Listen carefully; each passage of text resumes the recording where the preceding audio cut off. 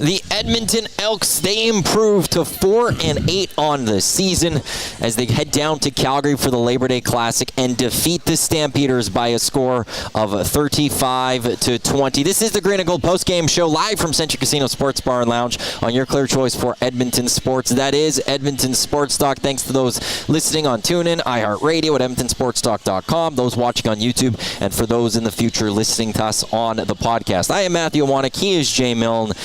And we got a win to celebrate. We got a win to talk about as the Edmonton Elks were the better football team for pretty much this entire football game. They absolutely deserved to pick up this victory, and they come back to Edmonton on Saturday with a chance to sweep the Labor Day series. This is a team that's only won the Labor Day twice since 2011. They won in 2011, they won in 2021, and they win today. They are actually the two things. One, as an Elks franchise, people want to go there. They are now 2-2 on Labor Day.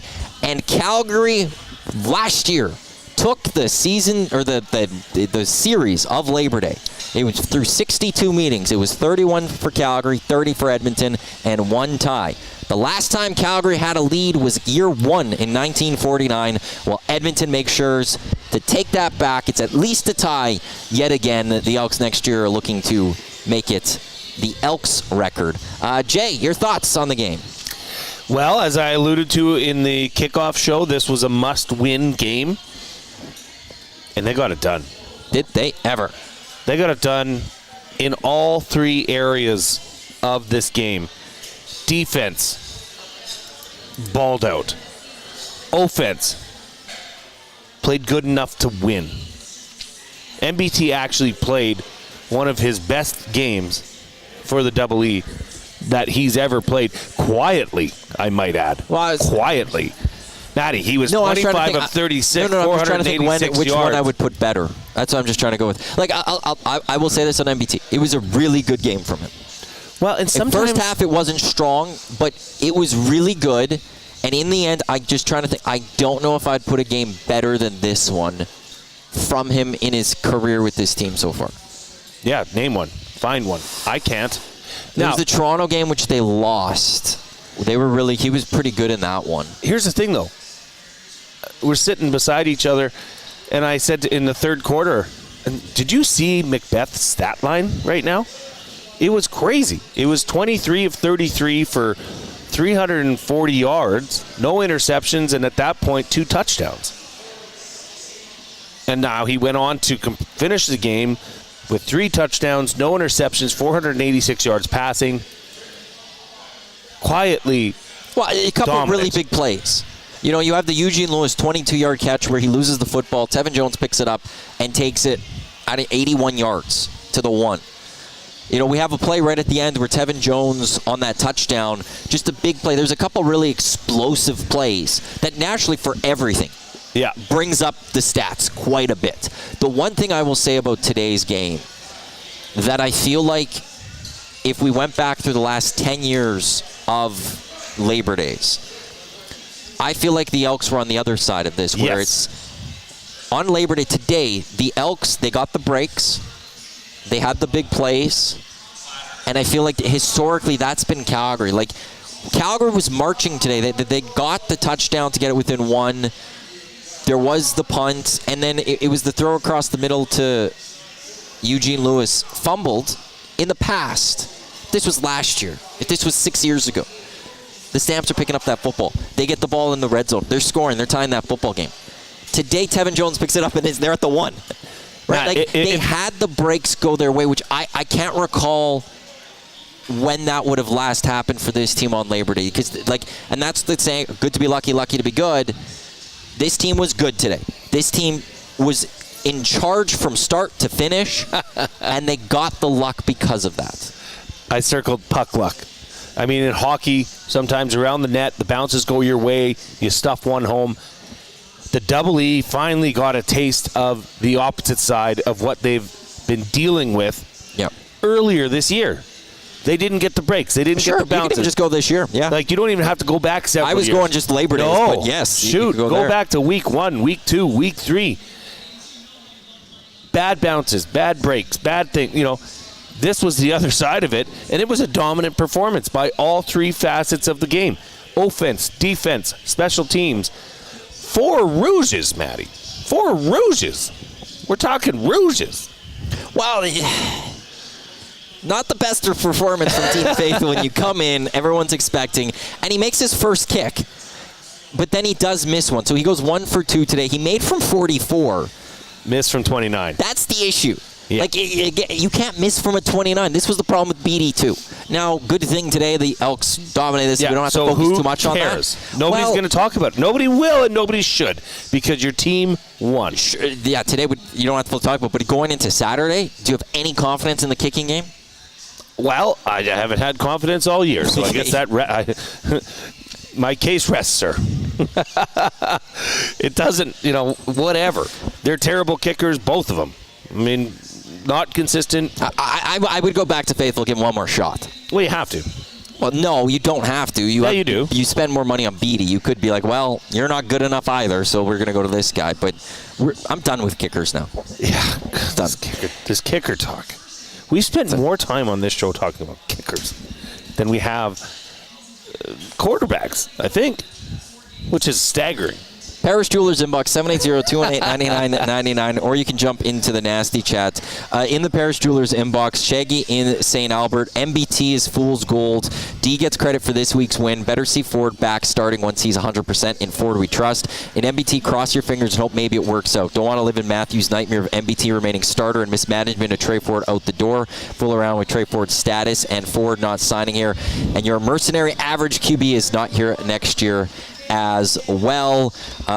Johnny Alberta in the nasty chat, he adds, I'm in the Trey Ford fan club, but MBT's game was near perfect. It's hard to say he shouldn't start Saturday, especially if Trey isn't 100%. Mo at an Elks Labor Day win and a UST lineup tomorrow. An awesome start to this week. And Fergie's prostate, who didn't say bye to me.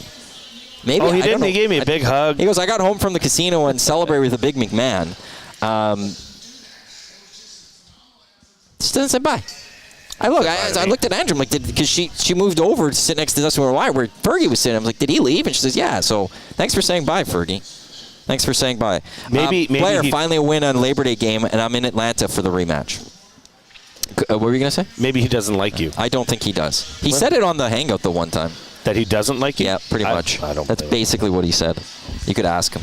Actually, when we look to the rematch, I'm going to take this from a business perspective. I'm going to take this from looking at selling out Commonwealth, how much tickets you can have. I just want to see the forecast right now. Now I know it's Edmonton, long range. Can't guarantee it. Next Saturday is a high of 28 degrees right now. It's supposed to be a scorcher of a week. Supposed to be a pretty hot week. I know the West Side was sold quite a bit going into this game already. I'm just pulling it up on Ticketmaster as we speak. The West Side is just a spattering of tickets. There's like nothing there. The East Side has it's not a bad look at all. I'll say this: the fact that they've won 4 or 5, because that's the other. They've now won 4 or 5 football games. Yes. And we'll get into the playoff race and the playoff discussion and further discussion about this game. But that in itself, this is a winning football team. There's not a lot of teams that are playing better football overall over the course of the last month than the Edmonton Elks. The Winnipeg Blue Bombers are. The Montreal Alouettes are. That's it.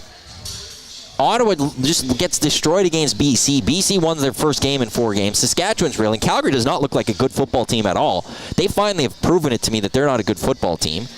Who am I missing? Hamilton, they picked up a win today against Toronto. They're not better than Edmonton right now. Edmonton is right now playing the 3rd best football over the last month in the Canadian Football League. 3rd best? Playing the 3rd best football right now. Behind Winnipeg and Montreal. I don't know about Winnipeg. I'll say this, moving forward with Winnipeg not having Kalaros, sure. But the way they've played the last few weeks, don't take my pen. Taking that pen. That's my pen. But even, you got a winning team. You've got potentially very nice weather. It's the rematch, and you have a chance to sweep your provincial rival. Saturday night could be some crowd down at Commonwealth Stadium. It should be. It should be. You have no reason other than to come out and support your local football team. That is now 4 of 5. Question for you, because this is a big part of tonight's game and the last 4 games. What do you think the average points that the Double E's defense is allowing over their last 5 games? 17.2. 22. In the CFL, that's good. That's very good. I mean, Calgary's offense averages. You said the last 34. 5 games? Yes, I got it right here. Well, I was going to say, what are they scoring on average? Calgary's defense averages 34.8 points per game. They held them tonight to 20. This defense is rolling. This defense is playing well. 4 interceptions, 2 sacks. I mean, they were buzzing. They were flying around the field. But at the same time, it's funny how this all comes back. But earlier in the year, those bounces where Eugene Lewis fumbles the ball, and like you said, that would have been a turnover, a fumble, maybe even return to the house, because that was very close to their own end zone. But instead, Tevin Jones picks it up, scampers for, it was a 106-yard play in total. That's almost as long as you can go. 4 yards from it, to be precise. 106-yard play.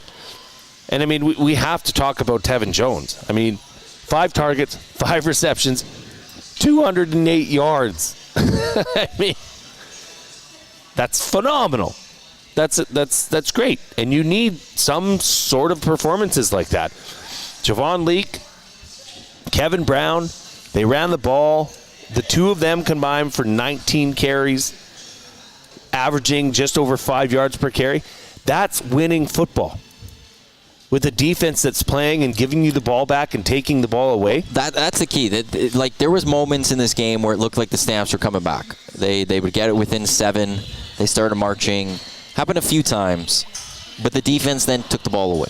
Yep. Or they got that one play that they absolutely needed. We saw this a few weeks ago. I'm trying to remember exactly which one it was. It might have been the BC game. But it was a situation where whenever this team, whenever the other team was in a position to march down the field or whatever it is, this defense bended but didn't break. They went out there and they got that turnover or they got that big stop. And I think that's what we saw today. The Stampeders moved the ball rather well in the second half for me, but they caused, here's the stretch of the second half for the Calgary Stampeders offense. They moved the ball 25 yards, a punt, nothing much. 69 yards, a touchdown. 19 yards but a pick, 50 yards and then a pick, and then they got another interception. The defense just came to play when they needed to. I got to throw special teams in. They give up that touchdown, but then they got the stop. And any moment they were looked like, here we go again. Yeah. It wasn't here we go again because Lucius Purifoy picked it off or something. 2 interceptions for him, 5 turnovers in total for that Double E defense, and you're not going to lose games when you have a +5 turnover differential in the game. 5 for Calgary, 0 for Edmonton. Edmonton, luck be have it, took care of the ball. Right? I mean, it's the truth. No, I'm laughing at something else. What? I was looking at a stat thing. I said, we were talking about running backs in the kickoff show, and I said rushing, not touches, needs to be a 20 for Kevin Brown and Javon Leake. 19. And I said, unless, and if it's not, it better be 19. And you got mad at me for that. It was 19. It was. It was dead on 19, so I'm laughing at that. Because you wanted me to take that back, and I didn't take it back. And it was dead on 19. But with the Mitchell Carey, who was also in the backfield, no, I said for I'm those not two. talking about Prukop, it was 20. I said specifically for those two, it needed to be 19 or 20. And I said if it's not, it better be 19. It's because it's 19, and it landed dead on 19. So, I mean, 4 targets. The ball. It wasn't a running attack where, we said in the kickoff show, Calgary had the worst run defense. It wasn't. They didn't go rush for 200 yards, but they accomplished, 88 yards. They did not bad. Fine. I'm pretty good with that. That's above average in the CFL for sure. And, it was just a consistency of using the run that then opened things up beyond. I mean, how many of those curl routes did you see that were just beyond the first down line that Macbeth threw to his receivers? I thought it was a complete game. Actually, it was probably the most boring win, until late. This was a boring football game for 3 quarters, largely. And that's okay. If that's what it takes for this team to get it done, then sign us up, because I mean it was so. I guess it wasn't so dominant, but it was just across the board, well played football.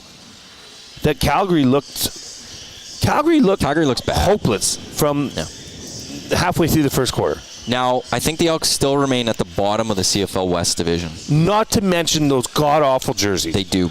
That was what really put it over the top for me. I called that the kickoff show. This is a lock, because those are the worst jerseys you could ever wear. The Calgary Stampeders have a game in hand on Edmonton. They have an equal amount of points at 8. So Calgary sits in 4th. Edmonton does sit in 5th. Edmonton wins next week. They win the season series. They move 2 points ahead. Calgary would have to be 3 or more ahead of them, or get 3 points plus to pass them. And the Elks just slowly closing that gap to the top, but there you go.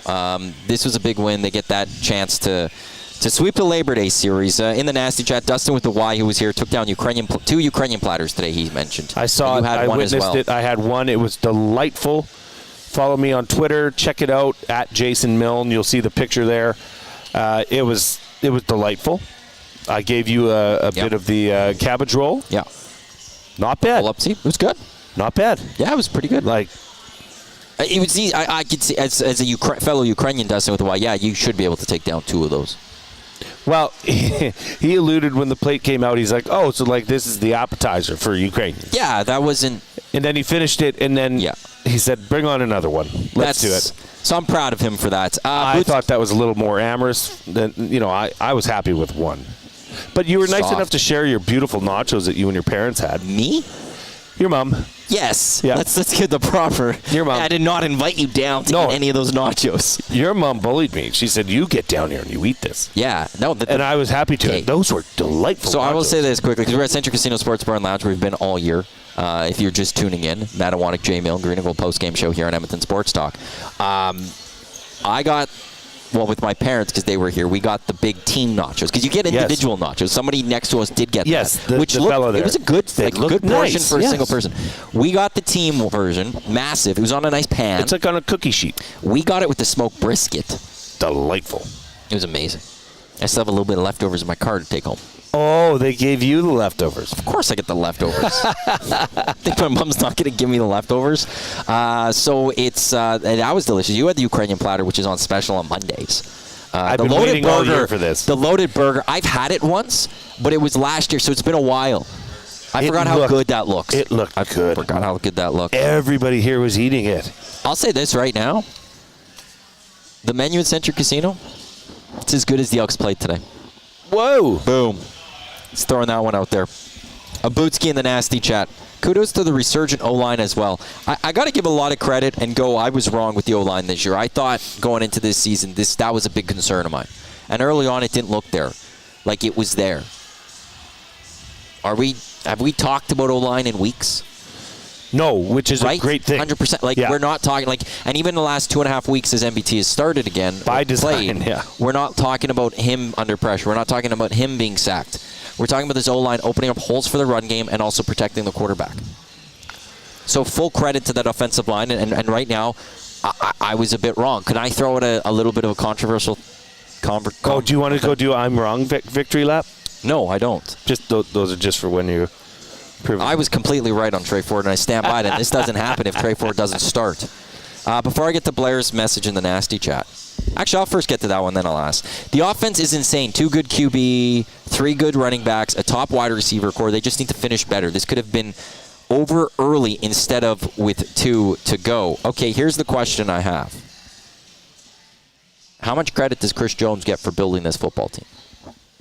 Lots. How much credit do we give Chris Jones right now for what is happening with this team? Well, that's a loaded question because did he bring in Curly Gittens Jr., who led the Elks in receiving today, in at least in catches, and has for most of the year? Yes. Did he bring in Macbeth, who put together a pretty darn good game? Yes.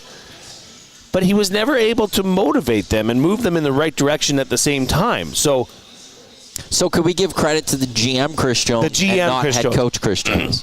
100%. Because I felt at the start of when he got let go, I was sitting there going, I think GM head coach or GM let down the head coach. But as we've seen this progress... Oh, no. Head coaching was I lacking. feel like yes. the head coach let down this team. The GM actually did his job. The GM brought in pieces that are now starting to come together. But you also see, I mean, you look at the depth chart, they started, or they dressed 7 offensive linemen tonight. They've done that in the last 2 games. They are bringing in an extra O-lineman to explode their run game. That would have never happened under Chris Jones as head coach. That is a Jarius Jackson stamp. Because as soon as Chris Jones left, we started seeing more offensive linemen on the depth chart. So, yeah, commit to running the game. Like, you can have all the pieces, but if you cannot manipulate them and move them in the right direction together and have some sense of structure and offensive play calling, it doesn't matter. You could have the Tom Brady and Jerry Rice and Randy Moss and Marshall Faulk back there. It wouldn't matter if you're not putting together the script, the plays that are designed to exploit what your strengths are. And right now, the strength of that team is their running game. And yes, the offensive line absolutely deserves credit because we do not talk about them enough. And that, it's one of those things, you don't want to talk about the O-line because the only time you're usually talking about them is when they stink. Not in this case. Did I spit in your eye? No, I had a little rub. I had a rub there. Chris in the Nasty Chat, I have a question. Who's the receiver that we lost a first-round pick? And you guys had a talk on your show that we don't need receivers. Well, it showed today. Yeah, they don't need receivers. It's Mathis. And I don't know if he's caught a ball yet this season. He dressed one game. Well, he's there today. Well, I guess he was in one game as receiver when I think it was when Mayala was out. Yeah, so just one of those things where, there was a mistake still that happened a bit earlier. I mean, if you look at the pros and cons of it all on a 10-mile view, the people that he brought in are performing. For Chris Jones, yes. Yes. Yeah. No, that's, I will say right now, eyes looking on this, the general manager failed. And if the head coach, mixed in Trey Ford a little bit more, committed to the run a bit more, did some of those things, maybe we're talking about Chris Jones having led this team to a 4-8 record right now, as opposed to seeing him on the sidelines of the Hamilton Tiger Cats and doing some really good things defensively there, but having been building something special here in Edmonton. But I will have to say that there's players here, and that's some credit will have to go to Chris Jones for that, but the head coach absolutely dropping the ball. Fergie's prostate. Am I allowed to say that word? Wanker? Sure. Well, there you said it. He called me a wanker. What's the matter with a wanker? He says you're with your family, and I didn't want to interrupt you. I have manners and respect after all, as to why he didn't say bye. We can still say bye. Could have said bye to my parents.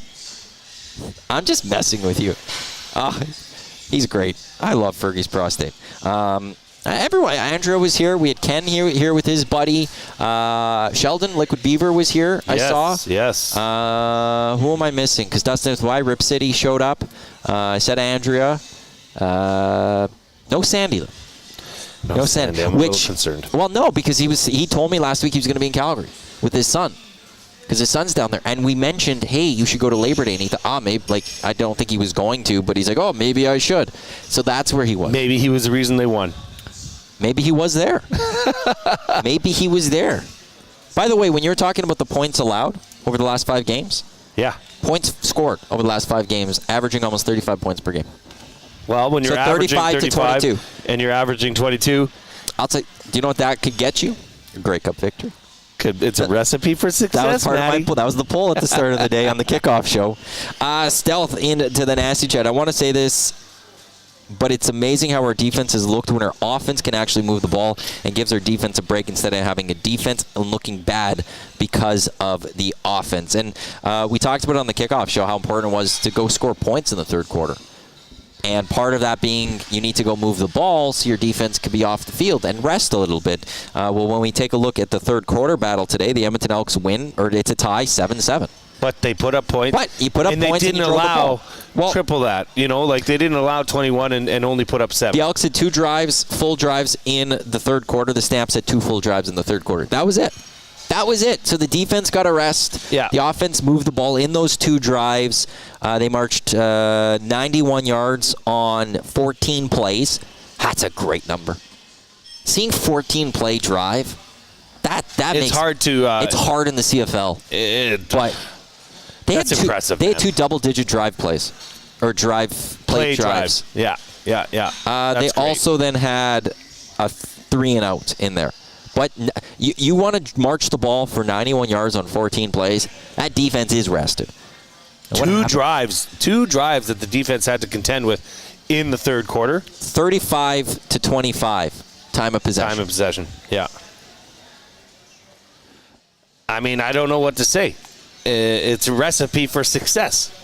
When your defense is taking the ball away, your offense is not giving the ball away. Your offense is managing drives and putting together sustained drives. Football's simple, man. It's simple.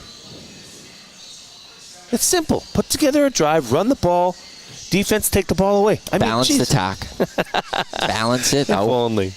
But it does give you an appreciation of just how hard it is to do all that consistently and to perform consistently. Well, the Calgary Stampeders today rushed the ball 6 times. That's problematic. Well, look what happens. You're forced into passing the ball because you're playing from behind. Well, you throw 4 interceptions. Well, part of that, though, he also... The offensive play, it was... Calgary's problematic, by the way. Calgary. 61 offensive plays to 50 for Edmonton versus Calgary. Calgary stinks. Well, they were one of the teams where... And Toronto's back there for me, and Ottawa is there. That. I don't know who these teams were. You can't fake And Calgary was a team that I just felt like, okay, at home they're good, on the road they're bad. Now they're just a bad football team. Jake Maier is not. I was expecting more from him as a quarterback when he was the backup to Bo Levi, and he actually replaced Bo Levi. He looked like a good quarterback. I don't know what's happened there. He looks really unsettled in the pocket. Almost gun shy. You know what I mean? Like his feet are always hopping around. He's never set. It didn't seem like he was really comfortable in that pocket. Well, and I do also want to go because that brings up he didn't have that final touch to put up touchdowns. They had 2 drives in the second quarter where they got right close to the end zone. One was the in the red zone. It was at the end of the half, so they were running out a little bit of time, but they got right there and had to settle for 3. And just before that, they were just before the 20-yard line, and they had to settle for 3. He was able to move the ball. He was good inside the 20s for that first half. Bit. And then in that last 20, he can't finish it. And the Elks defense, they stepped up. And there's the bend, don't break. They allowed Calgary to move a little bit, but boom, stopped them when they need to. Yeah, Renee, come out, kick your field goal. We're cool with that. I thought you were talking about Renee from Century. No, she doesn't like us. She said hi to me last time. No, she didn't. Yeah, she did. She waved at me. She did not. She waved at me from back there to here. No, she didn't. Okay. You said, I am so confused. Because she told me that you guys never said hi. That she didn't. You said you just saw her. I saw her from there to there, and I waved at her. She said that there. What you? Okay. See, she's getting into the semantics. Getting into she the weeds. Didn't say hi. That's right. Mm-hmm. Dustin with the Y. You got it. That's karma. I don't know what's going on here. See what happened here. I'll tell you what happened. So Dustin and I, we were sitting beside. There was a row of us that were sitting up, above the tables where you were. Well, I'm just going to call it. We call it at times during Monday and Thursdays. It's called Perv Row. Yeah, Perv Row. Sure. It's just. It looks like you're at a strip club and you're sitting at. Yeah. I get it. But it's a great spot because the other people could sit at the tables in front, and you could talk to each other. Yeah, it's very conversational. Can I show? Let's see if I can do it. There you go. See, you got on YouTube. You can see there's the row of. That's it there. And then there's the benches. I'm trying to get there's the benches right there. This is like John Madden style, Matty. I've never seen you be so. Well, I've got that. We got that. There we go. But that's for those watching on YouTube. You saw how this was, and so you guys sitting at the row. There, I don't keep calling it. I had my Ukrainian platter, and Dustin had his too, and then. I just abruptly got up and came over here, when Maddie was starting to turn the lights on, and it's like, okay, let's do this postgame show. Gotta work. What is this? Somebody's got to. And the server thought I skipped the bill. Really? Yeah. And Dustin's like, no, actually, he's right there. Oh. And she was kind of like pissed, as Dustin said. So Dustin, being the guy he is, didn't even come over and say, hey, you got to settle up with her. He just paid for my tab. Just paid for it. And I thought, that's nice. You didn't have to do that. I'll get you next time, obviously, and da-da-da-da-da-da. Well, he just came back into the, must have been from the roulette table, because I know he's a roulette guy, with wads of 20s. So he must have hit a big, that's karma, people. That's being a good person. So shout out to Dustin with a Y. You are a trooper. Deacon asking, is that the producer reading the paper? We don't have a producer here. Just the two of us. We do it all. We don't need producers. Of all the shows on EST, this is, I think, the only show that doesn't have a producer. Oh, you're talking about this guy? Yeah, because when I picked up the camera, I moved things.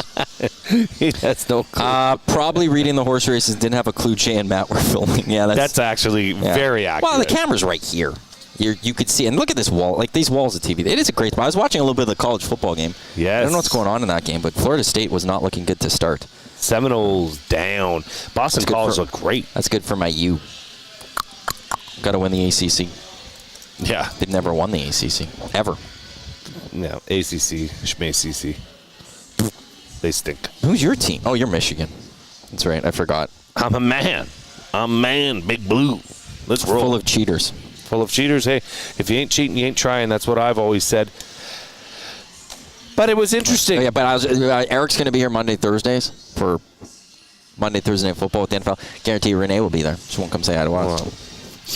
No, she won't say hi to me. She might wave at you. She won't say hi. No, she won't wave to me. Just saying. But what else can we say about this game? I mean, that's the thing. I think we're missing a bit about Macbeth here. We do have to give credit where it's due. He played a really good game. And a solid game. I will give that a solid game. I think this is the best game we've seen him in the green and gold. Although there were some concerns at the end of the first half, where it was, if it wasn't that touchdown throw to Eugene Lewis, I wasn't going to throw you up Hand there. up. But it wasn't going. It was but stagnant. That touchdown throw got it done, and it sparked this team almost going into halftime. We did have a message into the Paris Jewelers inbox. Jason saying, not going to lie, when MBT had a couple 3-and-outs in the third, I was screaming at my TV. I go back to what Shaggy and St. Albert though said, and that's, when he's out there, you're kind of crossing your fingers. I don't have full confidence still in him. But this was his best game as an Edmonton Elk, and he improves to 2-8 as a starter with this team. You know why it was his best game, in my opinion, was that he was not part of the game. You know what I mean? He wasn't a game manager? He wasn't Did you go there? Really noticed that much. He just kept delivering the ball, putting it where it is. I mean, 487 yards, Matthew. Well, yes, but that's big. I mean, I get it. There's a bit of puck luck involved in that. It's like 375 really good yards. Really good yards, that sure. He went out there and got, and then the rest was the puck luck. But we're not sitting here talking about, he threw that late interception which led to this, and then, after the punt return, they got the House ball, of Cards and it wasn't the pick six. That's right. Or even that. Didn't have that. Because I think it was that same possession where with the Eugene Lewis where he fumbled. I think that was after the punt return. Or was that after the interception? No, that was after the interception. But it was just one of those, it was Eugene Lewis that screwed up there. He dropped the ball. He put the ball in the turf. Yeah. It wasn't him. He threw a nice ball where Eugene Lewis was making a 22-yard catch. And they were getting a first down, and they were getting away from the goal line. Yes. That could have tipped the game. But it didn't. Puck luck, ball luck, call it what you want. They ended up with the ball, and Tevin Jones, who, please, man, Tevin Jones might be on the Reed Wilkins show tomorrow. Might. The request has been put in. I will ask him, point blank, do you regret doing this? What was that, for those that are listening? When he put up the peace sign, I'm out of here. I'm going to, that's like Tyreek Hill. I'm going to score a touchdown. Peace, I'm out of here. And then he got caught on the 1-yard line. You can't do that. He's been a really, his first few games he's come in with Trey Ford, he was great. Kind of a little quiet the last little bit. Before the game when we were looking at Cool Bet props, I was looking at a anytime touchdown from Tevin Jones. I stayed against it, which was a shame. Although Eugene Lewis, it was 4.5 plus money. And he hit on that one today. They went to Eugene Lewis a lot today. Speaking of Cool Bet, my over bet cashed. Boom. Over 50.5. Just straight numbers. Looking at averages, Double E were over their average. Stamps were under their average, but 55 total points. Cash that bet. I do want to go through the stats here of the game. Looking at the Edmonton Elks, as we mentioned, McLeod Bethel-Thompson, 25 of 36, 486 yards and 3 touchdowns. Javon Leake, 10 carries for 53 yards. Kevin Brown, 9 carries for 35 yards. Dylan Mitchell had 1 for 10. Gittins Jr., 7 catches, 115 yards. Eugene Lewis, 6 catches, 112 and a touchdown. Tevin Jones, 5 catches, 208 yards and 2 touchdowns. Dylan Mitchell's 3 catches for 25 yards. Hergy Mayala, 2 for 16. Moncrief leading the way with defensive tackles at 7, while Bynum and Purifoy each with 2 interceptions. Dean Faithful replacing Boris Beatty. He was 1 of 2 kicking, making from 41, missing from 29, was it? 29 yards. Nailed all 4 extra points. When you look at the Calgary Stampeders, Jake Mayer, 22 of 34, 297 yards, 1 touchdown, 4 interceptions. They had a quarterback come in late. I don't even know his first name. Bonner. It's Bonner. It is Logan Bonner, who came in. He threw 6 throws, made 4 completions for 33 yards. Hill, the running back, 6 carries for 21 yards. He also caught the ball 5 times for 68 yards and a touchdown. Bagleton, 7 catches for 118 yards. Jalen Philpott, that is, 5 catches for 75 yards. Hyman, 4 catches for 42 yards. Not Zach Hyman, don't worry. He's still playing for the Edmonton Elks, or the Edmonton Oilers. Markin Michel, 3 catches for 17 yards.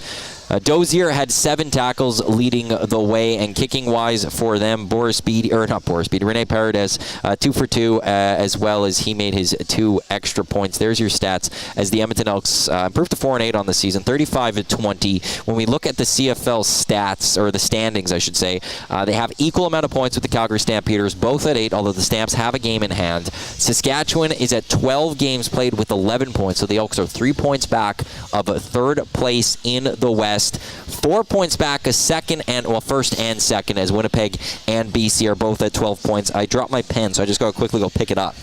I always need my pen in my hands when I'm doing things. I dropped it. So for those on YouTube, that's what happened. For those on the audio stream, you're probably going, why don't you just keep talking? That's a really good point.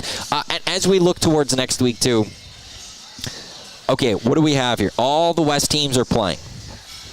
The scenarios are there. If Winnipeg beats Saskatchewan, if Montreal beats BC has to go to Montreal, and Edmonton beats Calgary, they will be ahead of Calgary. They'll be a point back of Saskatchewan, and they'll be 2 points back of BC with the season series on the BC lines. And that's a home playoff date. There is no doubt in my mind that this team will come out next Saturday. They have to. And dominate. Calgary does not have any answers. They have no structure on offense. They rushed the ball 6 times. With their running back. Matty, you know. Come on. This has been... We've been talking about this. Now they haven't won a game on the road this year. No. That's a done deal. That's a sweep. That's what... Well, it has to be. Like we talked about, you didn't say it has to be. I said it had to be. No, now it does. Once you win this game. Well, I know. I was got to put my. No. You know what on the line? Because part of this is we said you have to sweep one of these 2 series. You have to sweep the Calgary. You have to sweep Winnipeg in this month. Well, they're going to. Well, now you've got one done. You've got one more. You got to finish that off. Go beat Calgary. You get the season series right off the bat. You don't like that 3rd game. Obviously, you want the win. But let's just say, hypothetically, you lost that 3rd one. It's done. You already know that you've got the season series. You go into a bye week feeling good going up against Winnipeg. You got to, because you're also coming home, and you're going to have a good crowd on Saturday. As of right now, I would guess that the crowd based on Ticketmaster is probably 26,000. Last year on the rematch... It's going to be close to a sellout. Last year was 31,000, I believe. Yeah. For that game. They should be the Elks, I would assume, are going to be putting out a statement this week of deciding whether they're opening or keeping the upper deck closed. No, why would you open it? I'm with you, but I think there's going to be those requests. I think there's going to be the calls from the media outlets. There's going to be calls from fans going, "Are you going to open up the upper deck?" Well, sell out the lower bowl first. Let's get there. But I think we're going to hear that's going to be a narrative this week that we're going into. That's a great as you're on the show have. with absolutely, and now you've got that crowd as you come back home. You got to get this sweep. You also can't lose to this team. Like, we just saw the Calgary Stampeders. You can't lose to them. No.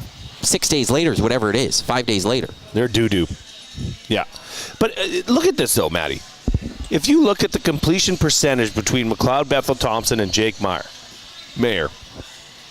Jake Mayer was 64.7. Yeah, that's his problem. It should be Meyer. Like Ryan Meyer. Well, he knows how to say his name. Rama, my guy. 64.7% for Jake Mayer. 69% for McLeod Bethel Thompson. So it wasn't like it was an astronomically different game from the quarterbacks. The double E pushed the ball downfield. Well, there's that. There's also the INT part to that. Well, McLeod Bethel Thompson had 11 incompletions. They hit the turf. Jake Mayer had 12 incompletions. 4 of them went to the Edmonton Elks defensive backs or safety. Went to their secondary. Yeah, that's the big difference of that. This is something we gotta really discuss. Okay. And we gotta get into, because if this defense can continue playing this way, and trust me, I think they can, if not even better. If not getting more and more congealed as the season goes on and fine-tuning those things, this could be problematic for the West. This could be problematic for the CFL. You are allowing an average of 22 points. And it seems to be dropping given their opponent next week. I mean, now Calgary could come in here and blow the socks off. I don't see it. I don't see it from that team. But that's where I want to see the improvement from this team. Does Jake Mayer start next Saturday? Has to. I don't think so. Your season's on the line. You can't go to the. I don't know. I didn't even know this guy's name, and I follow the CFL rather closely. I don't think he's in any of my CFL stats this year. Let me pull up my stats for the year for my CFL Fantasy Football League, because I put every single player that has a stat in the game. They go into this. Mike Bonner's at the door. He threw 61 yards in Week 8. Growing pains. He has nothing else this entire season. You can't all of a sudden go to him. Yeah. Growing pains was around before your time, right? Matt. Growing pains. Growing pains. Oh, I don't want the actual growing pains. Mike Bonner's at the door. Those of you that will get it will get it. It ended in April of '92, so I was 1 when it ended. Yeah. So Leonardo DiCaprio was part of it. Briefly. It was weird. He's in Alan Thicke. Yeah. He was the main guy. Interesting. Kirk Cameron. Yeah, sure. Lovely. Great show. Great sitcom. And Mike. But you can't go to Logan Bonner. Well, Bonner. See, that's the joke. Is that the joke? The joke is that there was a friend, I think Kirk Cameron's name was Mike, and his best friend's name was Boner.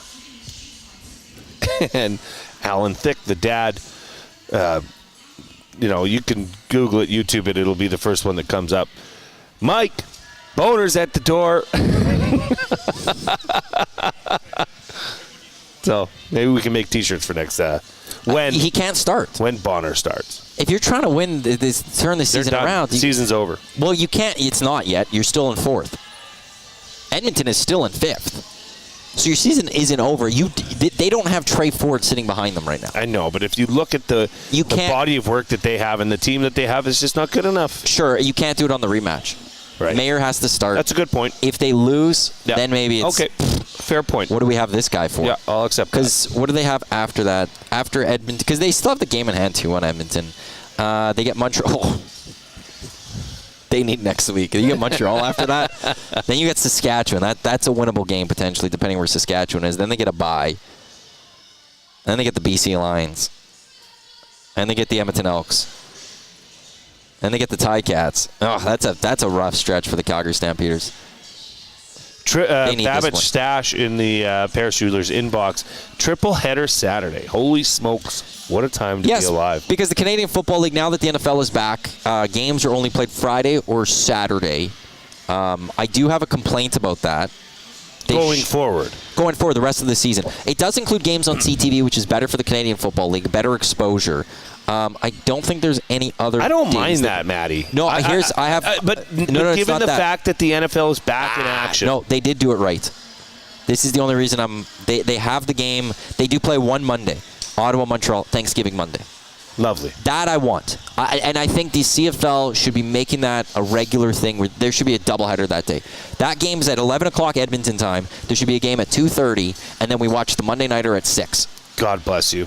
Build me a full day. Because when do you celebrate Thanksgiving? When's your big meal? Sunday or Monday? Sunday. Yeah, I feel like most people do it on the Sunday. Yeah. And the Monday is kind of just like, whatever, we get a day off. But it's off. Right. So put sports on. Entertain us. And honestly, actually, if I was given commission of the league, yeah, that would be that would be danger. That would be week 1 of the playoffs for me. On the Thanksgiving Monday, I would have my CFL East and West semifinals. No. Because no one's doing anything. They play on the Monday. Okay, what did you say? You'd have the East and West finals on semifinals on a Monday? Semifinals. Thanksgiving Monday. Thanksgiving Monday. Because then, there's an extra benefit to getting the bye. Because you then don't play. I would move it back to the Sundays, get rid of these Saturdays, go back to the Sunday. You're wrong. But what's everyone doing on the Monday? Have them on a Friday or Saturday night. Well, they're doing it on the Saturday for the second straight year.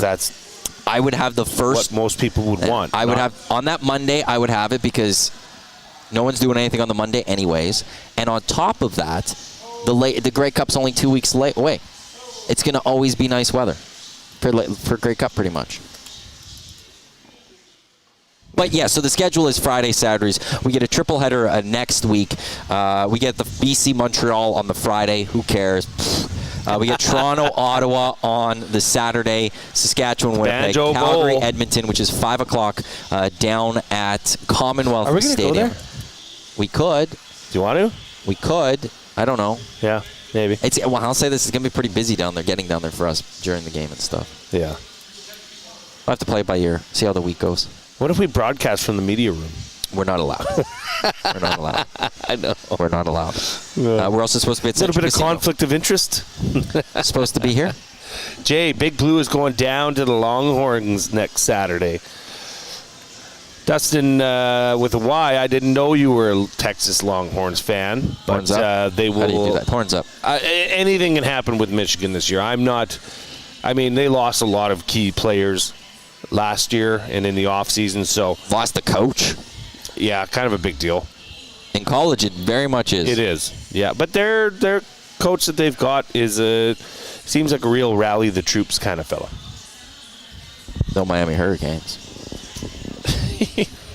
You. Oh, the you. The you. Yeah. How about Greg Olson's rap that he made that one time? Didn't see it. Never heard about that? Actually didn't. Seriously? Yeah. Google Greg Olson rap. I'm kind of doing a show right now. It's a little hard. I don't have the ability to do that. It's Matt Iwanyk and Jay Milne. This is the Green and Gold Postgame Show live on Edmonton Sports Talk, your clear choice for Edmonton sports. Thanks to everyone for tuning in. We're live at Central Casino Sports Bar and Lounge, where every day is game day, just off of Fort Road. Come on down for any of the other games coming this season. The special during the game is the cheese and jalapeno smoky. The daily specials, the menu's just completely delicious. Everything's that's not. I haven't had a single thing I don't like here. What do we have? So next Saturday is the prime rib sandwich on special, which is dynamite. Fridays is the quesadillas. When we get to some of the Fridays, I had that one time. They're massive. Quesadillas look good. They were massive. They fill you up. They absolutely do. And the 6 o'clocker lagers on special during the game as well. So this is the place to be. To come watch a game is the Elks. They beat the Calgary Stampeders 35-20. Would also like to quickly mention here before we continue with the coverage of this. This show wraps up year one of Edmonton Sports Talk. I'm naturally labeling it the end of year one. This is... you want to hug it out? No, I don't. Come on. There you go. There's the hug. So awkward. Tomorrow morning at 6 a.m. It's happening. It's happening. We've got year two of Edmonton Sports Talk. Our anniversary is on Friday. But it's year two of Edmonton Sports Talk. We start with the Nielsen Show. Tom Gazzola, Joaquin Gage in for Dusty and Eric. Dusty will be in for Lock Shop and Two Guys, but he's taking his kids to school. It's your first day. You've had time off since Well, it's been the summer of Jay. Yeah, it's now, over. Now that's over for you as well. But we got the Nielsen show with those two. We got the Hangout, myself. Jasmine is making her first appearance now officially as a co-host, a regular co-host on the Hangout. Hernan Salas is going to be on the Hangout tomorrow. Him and I were arguing in the texting between each other during this game. That's not going to carry over onto the show. I'm just going to tell you that right now. We got the Lock Shop. We got two guys in goal. And then at 1 o'clock. Last week at 1 o'clock, we played a replay of the Nielsen show on our audio stream. YouTube just went off. Shut down. If you're actually watching the show prior, it just redirects you to the morning show again. Well, tomorrow, that's not going to happen. No bueno. I don't know if it'll ever happen again. Because tomorrow, EST Afternoons with Hernan Salas, Walking Gauge, that gets going 1 to 3 right here on Edmonton Sports Talk, on YouTube, on EdmontonSportsTalk.com. Tune in, iHeartRadio, and you could get it wherever you get your podcasts. And then at 3 o'clock, this guy named Reed Wilkins, you may have heard of him, and this other guy named Jay Milne. Not a fun guy to be around. The two of them will be on the air from 3 to 6 on your drive home, as it is the Reed Wilkins Show with Jay Milne, Monday through Fridays, 3 to 6 on Edmonton Sports Talk. 12 hours full local live coverage right here on Edmonton Sports Talk. At nights, we still will have our friends of the EST. Very thrilled to have them part of our station still. MCTV, Pipeline Show, Turf District, Elks Call, Crush Performance, Oilers Live, Gridiron Podcast. We've got all that happening. Hello Hockey is going to be returning. VIP Golf Show next week is going to be its final show for the season. And some other things coming as well here on Edmonton Sports Talk. But very excited about that tomorrow as we go 12 to 12 as of tomorrow, which somewhat makes my life easier because I used to always have to schedule those replays. 6 to 6. 6 to 6. Did I say 6 to 7? You said 12 to 12. I did 12. 12 hours of coverage. 12 hours of nonstop coverage. That's what I meant. Now, I just want to say, I'm just so excited for all of you to be invited into Reed's brain. He is a mastermind. He's truly one of the funniest people I've ever been around. And, I feel we're going to blow your socks off. I'm in. Is that pool that you're mad about? Yes, I'm still second. I didn't blow it this week enough. Reed's pool that he wouldn't. I'm 1 point back. To Reed's credit. Toronto. How do you screw me, Toronto? If Toronto wins this one, I'm in first place in this league. Oh, Kevin Bandel's in third. So tomorrow coming up on our show as well, we have Jed Roberts on to break down this Labor Day Classic. We will also have a visit from, we're hoping to get Tevin Jones on. We'll see how that works out. We are also going to have who's going to be a bit of a regular on our show. No big deal. He's one of Reed's greatest buddies. Jay Onright will be on our show tomorrow. So please tune in from 3 to 6. Tune in from 1 to 3. Tune in the whole day. Because guess what? It's a big day tomorrow. You're stuck with me a little bit tomorrow. I'm excited. In this pool I am with Reed, I didn't get into week 1. I completely missed week 1. And you're still in second. Wow. I'm in second. I want this. I want this win. As to Chris in the Nasty Chat, how can I get SD tickets? Great question. You email me, Matt at EdmontonSportsTalk.com. Tickets are only $10. It takes place September 17th. It's going to be a ridiculous night in wonderful Matt ways. At Edmonton Sports MATT at EdmontonSportsTalk.com. That's where you have to email. I will send you your tickets. Like I said, it's going to be a ridiculous night in such a good way. You got a new suit. I got a new suit. I got to go deal with that still. Can you go see them? No. Why? Because I'm not spending. I don't need to spend that much right now. It's not as. It's very close to what you'd spend at like the big box store. But it's not what I'm looking to spend. All right, fine. No big deal. I also don't have time to go take an hour of my day to sit in and get measured. Well, I can say who it is because they're guests. Sure. They're with Tommy. No, Modern Measure downtown. I was blown away with the customization, with how they like. It's a very small shop. I had to ask a question when I first went in there because I said, "Look, let's time out." Said, "How much is this going to cost me?" Because this is the kind of place where you go to and they ask you if you want a scotch or a beer, and I'm like, "Whoa, okay, this isn't Moore's." So $7.99 for a custom two-piece suit. I don't have that cash right now. Well, where are you going to get a suit? I'm not going to get a suit. I don't think. I thought you were gonna I don't have time. You always said you wanted to get a suit of a certain color. No, I want a red suit. Red suit. I want a red like suit. Deep, like, dark red. Yeah. Burgundy. Yes. That's what I've always wanted one of those. So, I know it's an investment to VR and Sarah. I just not at that. I also just don't have time. I legitimately do not have time over the course of the next week to go do this. I'm at the. I know. I have 9 to 11 to do the hangout. Yeah. And then I'm on from 1 to 6 with Hernan, Gager, you, and Reed. And on Thursday, I've got the lock shop. And I might have to do 2 guys. You know, you can always ask. You know, I can do some. I can help around. How are you going to produce your own show? I know how to press play. So I can do that. But it's going to be a ridiculous night. It's going to be fun. The voting's already happened. Is happening. We are all so pumped. I'm having a lot of fun with that and just watching this as the votes come in. And then it's going to go to our panelists. And I'm keeping my panelists anonymous. They're not being publicly announced. No, why would they? I was going to say maybe like, hey, these are the people that are ultimately vote, but I'm keeping it completely locked in, even when it's done. No one's going to know. The people of EST know. The staff of EST know. They've approved what I'm doing with this. And that's as far as it needs to go. But you just know, nasty. These people know what the nasties are thinking. Yes. And they're going to get the vote as well. So it's going to be fun. I voted on the STs. Matt, you did a great job with that form, and that it was great. It was super easy to do.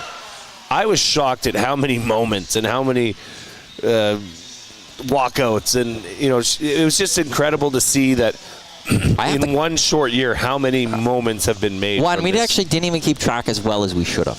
No, so I know next year is going to be even better. Yeah. The thing I will say about that is, and this is how good the Elks played today. Like, there's just not as much to talk about right now that we're talking about the Esties. That's how good the Elks were. Absolutely. It's a great problem. There's nothing else to talk about. How good this football team was today at beating the Stampeders on Labor Day. It's one of those. I can't give away all the awards that night. We can't have a presentation for every award. There's 23 of them. That's too long. People are going to get bored. People are going to get tired. I have to whittle it down. It's actually trying to pick which ones we're going to announce at a different, just announce, here are the winners of these categories. Yes. I have to, whittle 6 or 7 and take them out of the main show. And that's been, I think I've got them. Like how for the Grammys, let's say. Yeah, I know. There's the main awards, but before the Grammys, they also announce, these smaller awards that don't go through the main broadcast. I'm going to have to do the same because I don't want to be presenting 23 trophies because if you go 5, it's probably going to be a little more than 5 minutes per presentation. That's going to be a long night. And I was saddened to hear that your parents won't be there. They're very sad by that. Yeah. But my brother will be there, I guess. Is he going to be your date? No. No? No, I'm going to be busy. Yeah. I don't even know where I'm going to be. I don't know where I will be. I'm hoping I could be just off the stage because I need to be near the stage. Of course you will. But I'm worried I'm going to be in a projection-ish area. No. You'll be stage right, stage. Yeah. Somebody has to run the PowerPoint. That's easy. Grace can come and do that, my daughter. But they needed to know when to click to the next thing. Give her a script. She could do it. I got to write a script. It's going to be a long couple of weeks coming here at Edmonton Sports Talk. But it's all for good reasons. The SDs, Edmonton Sports Talk, or Matt at EdmontonSportsTalk.com is how you can get in touch. What do we got? Rob the Plumber, does Trey Ford start on Saturday? If he's not healthy, 100% not. If he is healthy, 100% not. It don't matter if he's healthy or not. They've clearly made a decision to start McLeod Bethel-Thompson. Trey Ford is healthy. I'm telling you that. I don't know if he is because I think we would have maybe saw him for something today. No. When have they used him in that tweak offense role? They haven't. Well, they did it with... But one game. They did it one game. They also did it with Prukop last week. It wasn't good when they did that. But they did it with Prukop last week. I know, but Prukop was still in the red zone. I still don't think Trey is fully healthy. I think he will be healthy for Saturday. It doesn't matter. But he's not going to start. Not that I agree with this. I will say this right now, though. How can you pull a guy that threw for 486 yards, 3 touchdowns, no interceptions? I don't want to go with the... You can't. That's the answer. Let me get there. All right. I don't want to have this show go into a negative. No. You've been very positive. But I don't know when Trey Ford starts again for the Edmonton Elks, if there's a chance that he starts again in 2024. And we'll see you next week on the... if let's say they go next week and lose, They get a bye week. They come get Winnipeg. MBT's not. This coaching staff's not pulling MBT. Nope. He's going to get that. And it would have to be a pretty bad loss to Winnipeg for Trey to come. Like, the season will have to start sputtering again, and they're going to throw Trey Ford out there for the third straight time in 2 seasons to try to save this and turn this ship around type thing. That's all he's there for with his coaching staff. He's to turn this thing around. And I don't like quarterbacks losing their job due to injury. It is tough to take a guy that almost threw for 500 yards out for next week. I sincerely don't get it. You need to mix him in somehow then at the very least. I sincerely don't get it. That's just the fear I have is that, and then that leads me to everything I've been saying since February. I don't know if Trey Ford starts another game with the Edmonton Elks ever. Again, didn't want to go too negative, but... Bringing the heat late in the game here. Final thoughts, Jay, as we wrap up the Green and Gold postgame show. Elks defeating the Stamps 35-20. They improved to 4-8. Tie the Labor Day series 31-31 and 1. Trying to think what I'm missing. They've won 4 or 5. So what's your final thoughts? 3 facets. Offense, defense, special teams, all contributed. Wow. Special teams did give up a punt for a touchdown and miss a field goal. 4 Rouges, Matt. They gave up 7 points. They didn't blow the game. They didn't. Okay, I know, but that's sure. going to happen. You're gonna have touchdowns that get run back. That's just a fact. Yet it doesn't ever happen the other way. Yeah, well, it didn't week 1, but it got called back. Offense and defense played stellar. Specifically the defense. The defense is coming together. They are congealing. They are proving that they can help carry this team to victory. Takeaways, they were +5 in the turnover ratio tonight. That is incredible. So kudos to the defense. Kudos to the offense for not giving the ball back to the opposing team's offense. I just thought it was a character win. It was almost like this is a veteran team. Almost. But baby steps.